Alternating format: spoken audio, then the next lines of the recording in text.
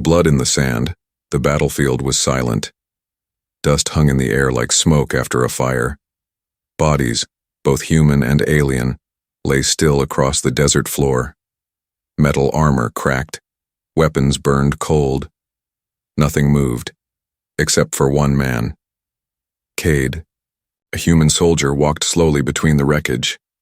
His arm was bruised, his uniform torn. But he was alive. He didn't know why he had survived. Maybe luck, maybe fate, maybe something else.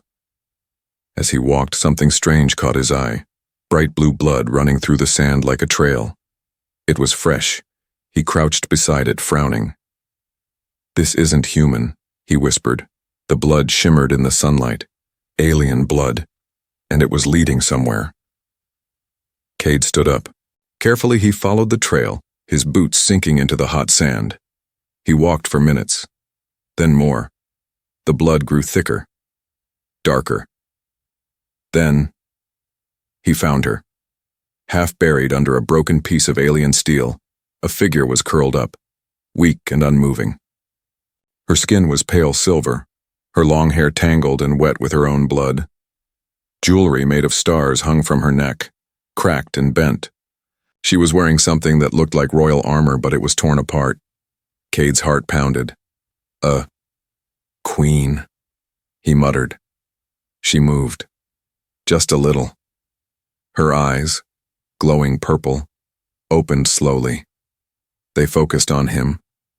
Her lips parted.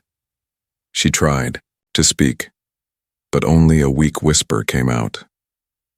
"You are forbidden to touch me, human." Then her head dropped. Cade stared at her. She was no regular alien. He could feel it. Her face was beautiful, but tired. Her body, though strong, was covered in bruises and cuts. Someone had tried to kill her, but she was still breathing. He knelt beside her. "I'm not going to hurt you," he said softly. Her eyes opened again. Her voice was sharper this time, though still weak. "Don't touch me." "I have to," Cade said, "or you'll die here." She tried to lift her hand in protest. It fell. She had no strength left. Cade looked around. No other humans. No enemy soldiers. Just silence. If he left her here, she would bleed out in the sand. He took off his backpack and pulled out his emergency med kit. The Queen's breathing slowed. "You will be executed," she said slowly. "Royal law. No outsider may lay hands on the bloodline." "Guess I'm breaking your law then," Cade replied. He cleaned her wounds gently. She hissed in pain but didn't stop him. She was burning with fever. "You need shelter," he said. "Fast." He scanned the land and saw a broken alien ship sticking out of the ground nearby, a wreck from the battle. Maybe it still had power. Maybe it had cover. He lifted her in his arms. The Queen gasped, but didn't resist. Her body was hot and shivering. Cade moved fast, carrying her to the broken ship. The doors had been blasted open. Inside was dark, quiet, and cool. He laid her down on a clean spot near the wall. He used his jacket as a pillow for her head. She looked up at him. "You are not like the others." "No," Cade said, pressing a bandage to her ribs. "I'm not." For a moment, they said nothing. Only her slow breaths and the sound of his hands working on her cuts filled the space. Finally, she whispered, "I was betrayed." Cade looked at her. "By who?" She didn't answer. Her eyes slowly closed. Her lips trembled. Cade didn't push her. He just sat by her side, one hand on the hilt of his weapon, eyes on the door. Whatever had happened to her wasn't over, and he had a bad feeling someone or something was coming to finish the job. The alien queen opened her eyes in the dim light of the broken ship. Her breath was shallow, her skin burned with fever. Yet her mind was awake now, more alert than before. She could feel him. The human. He sat only a few feet away, holding a small knife in one hand and a stolen ration bar in the other. He wasn't eating it. He just watched her, guarded, ready. Her voice came out like a sigh. Why are you still here? Cade looked at her and shrugged. Didn't want you to die alone. You already touched me, she whispered bitterly. That alone should have killed you. Then maybe I'm lucky. No, she said. You are foolish. Cade smiled slightly. Maybe I'm both. She closed her eyes, trying to ignore the warmth growing inside her chest. She wasn't supposed to feel anything for a human. He was the enemy, a lesser creature. Her people had made that clear for generations, but he had carried her through fire and blood and asked for nothing. Her body ached. She tried to sit up but fell back with a soft groan. Her hand slipped on the metal floor. Cade rushed forward to help her. She flinched. I told you not to. Yeah, I know. Forbidden. He leaned closer. But tell me this. Will you die before you let me help you? She didn't answer. Instead, she looked at his hand covered in scratches and dried blood. Not all of it was hers. You fought for me? Cade nodded. One of your scouts came sniffing around the ruins. I knocked him out before he saw you. Then they're coming. Maybe, Cade said. But I've hidden your blood trail. Bought us time. She was quiet, then said softly, You shouldn't have done that. Too late. Cade stood and walked to a corner of the ship. He returned with a small metal flask. Water, he said. Drink it.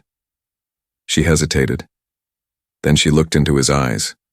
There was no hunger, no pride, no hidden desire. Just care. Slowly, she took the flask with shaking fingers and drank. As she handed it back, her fingers brushed his.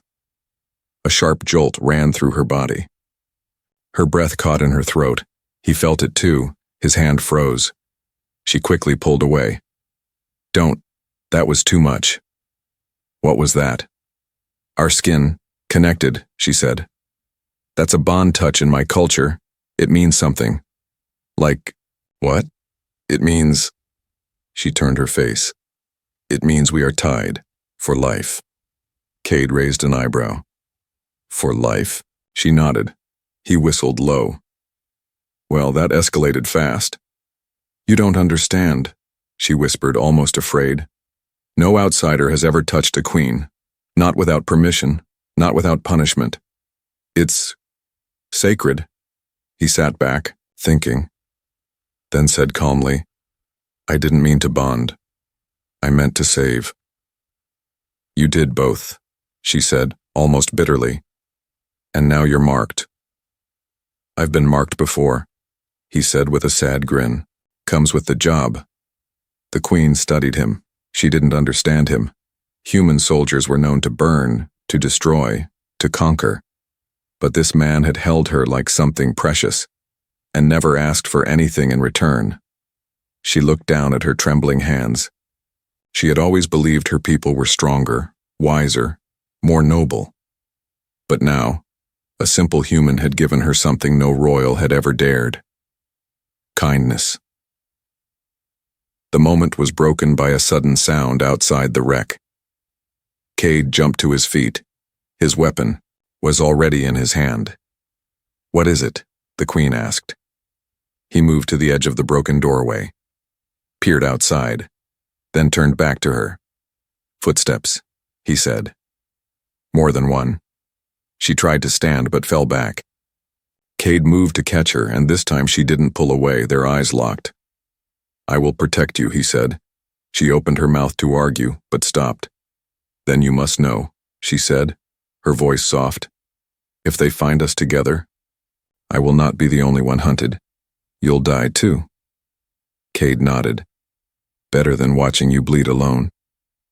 For the first time she smiled. A small, tired, quiet smile. But it was real. And somehow, that forbidden touch didn't feel like a mistake anymore. Rain had begun to fall. It hit the broken metal of the wrecked ship softly, tapping like fingers on a coffin. Inside, the queen lay against the cold wall, eyes wide open, not from fear but from memory. Cade sat beside her, sharpening his knife quietly. He could feel her mood had changed. She had stopped flinching when he got close, stopped warning him not to touch. But something else now filled the space between them. A heavy silence, the kind of silence that carried pain. Cade finally broke it. "You've been watching the door all day." "I'm waiting," she said softly. "For them. The ones who betrayed you?" She turned her head slowly. Her eyes glowed dim in the dark. "They were my family." Cade didn't speak. "My counsel. My blood circle," she said.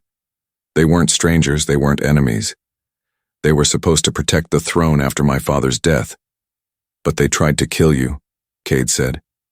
"Yes," she whispered, "because I refused to give up power." Cade blinked. "You mean you wouldn't step down?" "I wouldn't be a puppet," she said. "They wanted control. I wanted peace. They wanted war." She laughed bitterly. "One of them held me down while the others ordered the strike. The poison blade went in my side, and I heard them say, 'Let her bleed into the sand like a forgotten slave.'" Cade's jaw tightened. "That's how I found you," she nodded. "Why didn't you tell me earlier?" he asked. "Because you're human," she said. "And I was a queen. Now I am neither." Cade leaned forward. "You're still alive. You're still their ruler. That means you can return." "No," she said firmly. "A queen must never show weakness. And I did. When I screamed." He looked at her. "That wasn't weakness," he said. "That was survival." The queen stared at him. "You speak like no soldier I've met." "I've seen betrayal too," Cade said quietly. "Once on a mission, I trusted my commander. He sent us into a trap. My whole unit was wiped out. I was left behind." She blinked. "So, you and I are both walking wounds," he said, finishing her thought. They sat in silence again. But now, it wasn't cold. It was understanding. The queen reached for a small metal shard on the floor, shiny like glass. She handed it to Cade. "My royal mark," she said. "It proves I'm the bloodline." Cade looked at it. It was cracked down the middle, just like her. "Why give it to me?" "If they kill me," she said, "you must give this to the outer clans. They still honor truth. They might believe." "You." Cade clenched the shard in his hand. "They'll believe you. You're not dying." A sound suddenly came from the outside. A deep humming noise. Alien drones scanning the battlefield. The queen tensed. Cade stood, checking his rifle. "They're here." She reached for his hand and pulled him back down. Her fingers were weak, but shaking. "You need to run. If they see you with me, they'll torture you, kill you." "Don't run," Cade said. "Especially not from cowards." "They are not cowards," she said. "They are cruel, and they don't care if I live or die. But if they find out I bonded with a human..." She stopped. Cade turned slowly. "You didn't deny it." She looked away. He touched her hand. "Say it." She shook her head. "It was only survival." "But it wasn't," he said. "You could have left me behind. You didn't." She stared at him, eyes filled with pain. And something else. Something warmer. Then she whispered, "I never meant to bond. But when you lifted me from the sand, something ancient awakened." Cade leaned closer. "So now what?" She closed her eyes. "Now, we are both traitors in their eyes." Outside, the humming grew louder. Footsteps, voices, orders in a language only she understood, but Cade could tell from her expression. "They're near," he said. "Yes," she whispered. Cade helped her stand. She winced but leaned on him. Her head rested against his chest, and for the first time, she let him hold her without shame. The sky turned purple as the sun began to fade. Inside the wrecked ship, the queen stood quietly, leaning against Cade. Her breath was slow, her body, still weak, but her eyes had fire again. Outside, death was moving. They heard the sound of hover boots crunching sand. Robotic scouts buzzed low, scanning every ruin. Strange alien voices echoed between the broken stones. The hunters had arrived. Cade looked through a crack in the ship wall. 5 figures, fully armed. Each wore a dark cloak with silver symbols. Royal. Executioners. Guess they really want you dead, he muttered. The Queen nodded. That one in front. I know him. He was once my protector. Now he wears the mark of a traitor. Cade raised his rifle. We can fight. She looked at him. No, if we fight, we die. Then what do we do? She walked slowly but steady to the other side of the room. There, she placed her hand on a cracked metal wall. The panel flickered, and then opened. A secret tunnel. Cade raised an eyebrow. You didn't mention this before. I wasn't. Sure I'd live long enough to use it, she said. Now I am. She motioned for him to follow, but before they could enter, the wall behind them shook violently. Boom! A blast had hit the outside. They've found us, she whispered. Cade pulled her into the tunnel. He sealed the door behind them just as the roof above them caved in. Darkness. The tunnel was tight, narrow and cold. It smelled like old dust and metal. The Queen stumbled, and Cade caught her. Careful, she nodded. This leads to the night. Cliffs. If we reach the edge, we can call for help. If the signal still works? If not, Cade asked. Then we jump, she said without looking back. They walked in silence for a while. The tunnel seemed endless. Then the Queen suddenly stopped. She pointed ahead.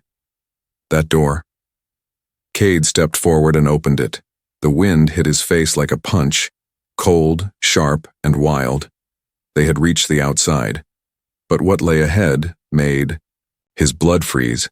The night cliffs. A steep canyon black as ink with jagged rocks below. The Queen walked to the edge.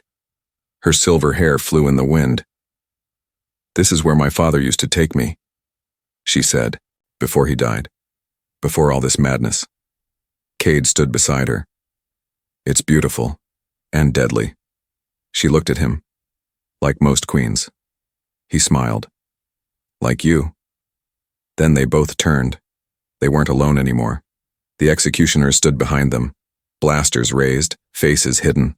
One of them stepped forward. The tallest. His voice was cold.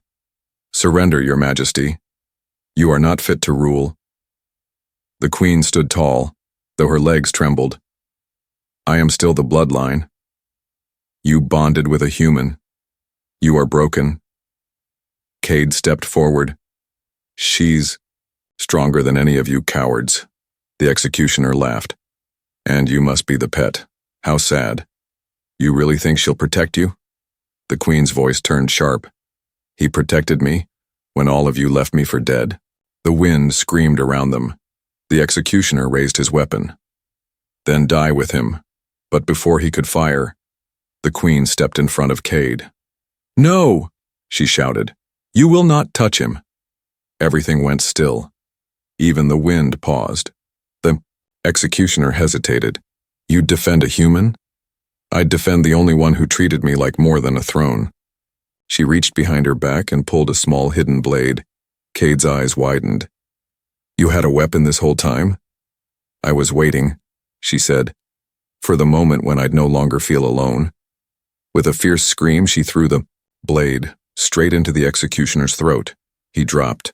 The others hesitated, just for a second. Cade pulled his rifle. Run, he shouted. He and the Queen turned and sprinted along the cliff's edge as lasers lit the night. Rocks exploded beside them. One beam grazed Cade's leg, but he kept moving. Then, the edge. No more road. Jump? Cade gasped. The Queen looked at him. Her hand gripped his tight. Together, and they leaped into the black below. They fell, through the sky like shadows. Wind roared past them as the canyon pulled them down. Cade held the Queen close, twisting his body to shield her from the jagged rocks below. The cold stung his face. The fall felt endless. Then, splash. They hit the water hard. A freezing river deep in the cliffs swallowed them whole. Cade surfaced first, coughing and gasping. "Queen!" Her pale hand broke through the surface, reaching weakly. He grabbed it fast and pulled her toward the rocky bank. She collapsed beside him, coughing water, her royal armor cracked, her body shivering from cold and pain. But she was alive. For a moment, they didn't speak. They just breathed. Finally, the Queen looked up at the human beside her. "You're mad." Cade wiped blood from his brow. "I've been called worse. You jumped into death for me." He looked at her. "You did the same." Their eyes locked. Not as alien and human, not as queen and soldier, but as survivors. The river had carried them far. The sound of lasers and drones was gone. The night was quiet again, but not peaceful. The danger wasn't over. "We need shelter," Cade said, standing.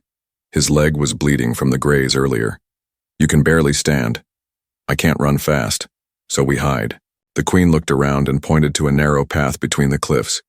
"There's a healing den, not far. My people used it long ago during mountain rituals." Cade helped her up. Every step she took was shaky. She leaned on him without arguing this time. Her pride was strong, but not stronger than her will to survive. As they walked, her hand stayed in his. Finally, they reached a small cave hidden behind a fall of icy vines. Cade pulled them aside and lit a small flare inside.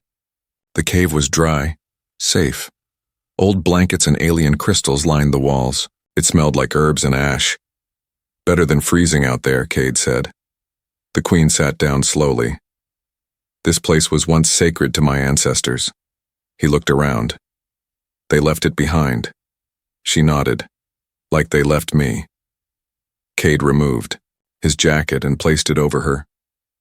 "Not everyone left you." She stared at him, silent for a long moment. "You keep touching me, and I no longer want to stop you."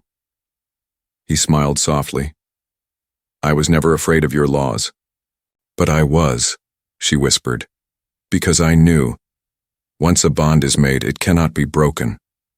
Cade knelt in front of her. "Then it's real?" She nodded once. "We are soul-tied now. My people will see it as shame. You will be hunted. I will be disowned, but—" She paused. He waited.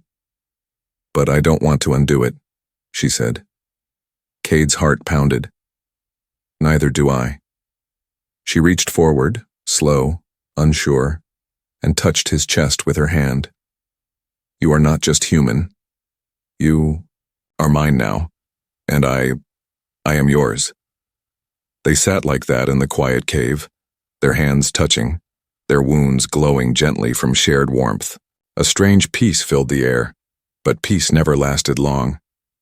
Suddenly the Queen's mark, a silver gem near her collarbone, flashed red. Cade leaned forward. "What's that?" "Tracker alert," she whispered. "Someone has activated my royal code. They know I'm alive." He stood. "Then we move again." "No," she said, reaching into a stone beside her and pulling out a crystal device. "Now, we fight back." The crystal pulsed with light. A soft humming began. "What is that?" Cade asked. "A call," she said, "to those who still believe in the true crown, to those who will come for me, not to kill me, but to stand by me." Cade's eyes narrowed. "You think they'll come?" The Queen's voice was calm, steady, fierce. "If one still believes, it will be enough." And for the first time since the betrayal, she didn't sound broken anymore. She sounded like a queen again. The cave glowed softly now. The Queen sat tall, her eyes locked on the crystal device pulsing before her. It had been hours since she sent the ancient call into the stars, a message meant only for the loyal, for the few who still believed. Cade sat nearby, sharpening his blade. His arm was bandaged, his face bruised, but his spirit? Unshaken. "You really think someone's coming?" he asked. She didn't blink. "If even one answers, it means the old ways are not dead." "Yeah," he said, smirking. "But I hope they bring guns." A sudden sound broke the quiet, a soft whirring like wings made of metal. Then a faint blue light appeared just outside the cave. Cade stood quickly, readying his weapon. The queen didn't move. "Put it down. That sound is from home." A sleek alien craft, no larger than a glider, landed quietly near the vines. 3 figures stepped out, dressed in old ceremonial robes with golden armor underneath. They knelt the moment they saw her. "Queen Lethira," one of them said. "We feared you were lost." She stood, slowly, her body still weak, but her voice strong. "You were right to fear, but I survived." Their leader rose. He was tall, with deep scars and glowing eyes. "Your council calls you fallen. They declared you dead. They claimed you betrayed the crown." "I was betrayed," she said, "and I have returned to prove it." She stepped aside and motioned toward Cade. "He saved me, protected me, bled for me. And yes, he touched me. We are bonded." The warriors looked at Cade with sharp eyes. Not hateful, just curious. The queen continued, "They will call him unworthy, but I say, let him stand beside me. Let the truth be judged." The scarred warrior nodded slowly. "Then the trial of the crown must begin." The next day they arrived at the stone circle, a sacred place hidden in the highlands. Old stone pillars rose from the earth like bones. The wind howled across the empty land. Cade looked around. "Reminds me of a graveyard." "It is," the queen said softly. "A graveyard for false rulers." By nightfall the traitors came. Dozens of them, council members, guards, and commanders, all dressed in black armor. In front of them stood the one who had led the betrayal, High General Verax. His chest plate shone, and his voice echoed like thunder. "You dare return?" Verax barked. "With a human pet by your side?" "I return with truth," Lethira said. "And by sacred law I demand the trial of the crown." The crowd murmured. Some laughed. Others looked unsure. "You want trial?" Verax growled. "Fine, but the trial must be by blood. Let your creature fight me." Cade stepped forward. "Say that again," Verax sneered. "You'll die, human. This is a place for warriors, not animals." Lethira reached for Cade's arm. "You don't have to do this." He looked into her eyes. "You bled for me. Let me bleed for you." She didn't stop him. The circle was cleared. The trial was sacred. No weapons, no tricks, just combat before witnesses. Cade stood shirtless, bruised, barefoot, breathing slow. Verax towered above him, muscles thick, skin like stone, hands like steel. The fight began. Verax struck first, fast and brutal. Cade dodged, barely, but was thrown back into the dust. The crowd roared, but he got up. Again and again, he was knocked down. And every time, he rose. He didn't fight like a soldier. He fought like a man with something to protect, a punch to Verax's side. A cut across his cheek, a sudden elbow to the jaw. The general stumbled. Cade saw his chance. He leapt forward and slammed his fist into the general's chest, right where the armor had cracked during the last war. Verax gasped, and then fell. Silence. Then, one by one, the loyalists began to kneel. The traitors stood frozen. None dared move. Cade stood over Verax, breathing heavy, bleeding, but not broken. Queen Lethira walked into the circle. She placed her hand on Cade's shoulder and looked at the crowd. "This human was called a mistake," she said, "but he has done what no one else dared. He fought not for power, but for me, for justice." She held out her hand to the sky, and the royal crystal floated high. "I reclaim the crown, and I declare this man my bondmate." The wind stopped, and the stars seemed to shine brighter. The wind was still. The battlefield was quiet now. The stars watched silently as Queen Lethira stood at the center of the ancient stone circle, her cloak waving in the soft breeze. Cade stood beside her, barefoot, bruised, and breathing hard. His body ached from the fight. His knuckles were bloodied. But he stood tall, with his chest lifted and eyes steady. He had won the trial of the crown. But this wasn't a victory for him. It was for her. Lithira turned slowly, facing the crowd of nobles, warriors, and watchers. Her voice echoed through the high cliffs. "You all saw it," she said. "A human, touched by none, trusted by no one, stood against betrayal. He bled, not for land, not for gold, but for truth." Some in the crowd looked ashamed. Others watched her with awe. "He is not one of us," she continued. "And yet, he showed more loyalty than my own blood. He gave me something none of you ever did." She turned her head to Cade. Her eyes softened. "He gave me a reason to live." Cade blinked, unsure how to respond. He had been trained for battle, not for words like that. Then she did something no one expected. Before the entire crowd, nobles, enemies, and royal blood, she reached for his hand and held it. Gasps filled the air. One noble whispered, "She's touching him in public." Another muttered, "This breaks every sacred code."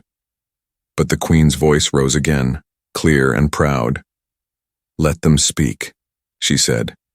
"Let them whisper and doubt. I am Lithira, daughter of kings, ruler of the seventh star, and today I choose this human, not as a servant, not as a symbol, but as my equal." A beam of moonlight lit their hands, now joined. Cade swallowed hard. "You sure about this?" "I have never been more sure of anything," she whispered. "You didn't just save me, Cade.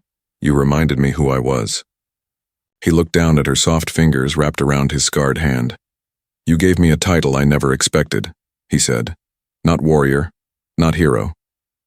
"What then?" she asked. He smiled. "Hers." Later, the Queen and Cade walked together through the royal halls of her starship, now under her control again. The traitors had either fled or bowed. Order was slowly returning. But some eyes still watched with judgment. One alien noble approached her. "My queen, you must understand. Some worlds will never accept a human as your bondmate." Lithira looked at him calmly. "Then they are free to leave my rule. But the council laws..." She raised a hand. "Laws written by the same men who left me to die? I'll make new ones." The noble bowed low and stepped back. Cade chuckled, under his breath. "You've gotten fiercer since I met you bleeding in the sand." "You've gotten louder," she replied, "but somehow more precious." He looked at her, serious. "You're going to face war now. From your own people. Some won't forgive this." "I don't need forgiveness," she said. "I need courage, and I already have yours." They stopped at a balcony overlooking the starfield. Her people moved below like sparks of light. The ship hummed with power, but above all that was silence between them, a silence that spoke of change. Lithira turned to him slowly.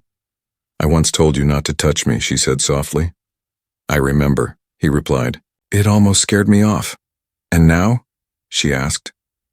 "Now," he said, stepping closer. "I don't want to let go." She reached up and placed her palm on his heart. "Then stay," she whispered. "Stay not just in my chambers, but in my life." Cade leaned down, forehead resting gently against hers. "I didn't come here to rule," he said. "But if you're the queen, then let me be your guard, your anchor, your future." Her eyes filled with warmth. "Then let it be written. Let the stars remember this night." And beneath the glow of 1,000 distant suns, the galaxy watched quietly, as a forbidden bond became legend. The queen who touched a human and never let him go.